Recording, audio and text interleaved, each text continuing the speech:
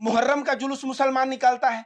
अब उस मुहर्रम के जुलूस में कितने मंदिरों पे मुसलमान जो है नंगा नाच करते हुए आप पाया गया?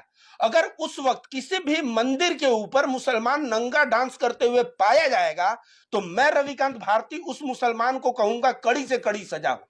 लेकिन मुहर्रम में ऐसा नहीं होता।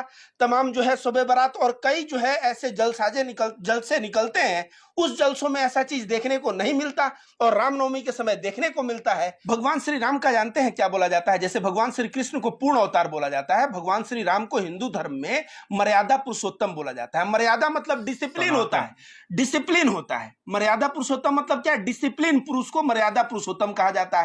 भगवान राम मतलब क्या? बंदरों की सेना बना दी। बंदरों की सेना मतलब आप समझते हैं बंदर कितने इनडिसिप्लिन होते हैं, उछलते कूदते हैं।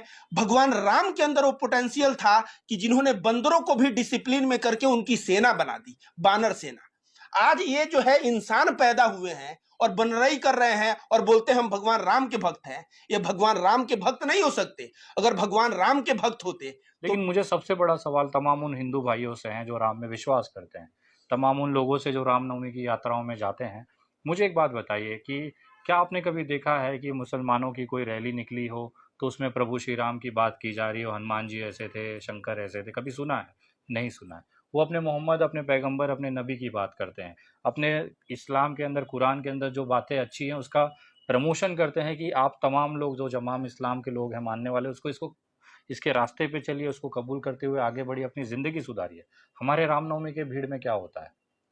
इस्लाम को बर्बाद करना है, मुसलमानों को काटना है, उसका आर्थिक बहिष्कार कर। भैया रामनवमी है, ये राजनीतिक सभा नहीं है। अभी आपने हैदराबाद का उसको उठा लीजिए, टी राजा का रामनवमी का जुलूस था ना। 90% बातें मुसलमान और इस्लाम को, आधा इस्लाम का प्रचार तो यही लोग करते हैं। बाद में बोलते हैं कि इस्लाम बढ़ रहा है, हमारा क्या? इस्लाम बढ़ाने वाले कौन है? आप अपनी सभाओं में, अपनी रैलियों में आपने रामनामी पहनी हुई है, तिलक चुंडी लगा दिया और बात पूरा का पूरा 2 घंटे की बात में 1 घंटा 40 मिनट आप सिर्फ इस्लाम और मुसलमान पे करते हो। देखिए, पहले तो मैं विनय दुबे जी के बारे में बता दूं कि इन्होंने जो कुरान बांटने का संकल्प लिया है और 1000 कुरान की कॉपी बांटेंगे, तो इनके इस कदम को मैं बहुत ही तारीफ करूंगा। क्योंकि मैं जो है कार्य करता हूं, मेरे पेज पे ही जाके देखिए, लिखा है the motto of this page is to Hindu Muslim unity. तो यह हिंदू मुस्लिम एकता का कार्य कर रहे हैं। अब जो है कुरान को जो लोग जलाए हैं, कहीं ना कहीं वो नासमझ है। पाठशाला में अगर गीता रखा हुआ है, आप जलाते हो तो भी नासमझ हो। क्यों? क्योंकि कुरान में जो बातें लिखी हैं वही बातें गीता में लिखी हैं कि जो है ईश्वर एक है, उसी एक ईश्वर को मानो।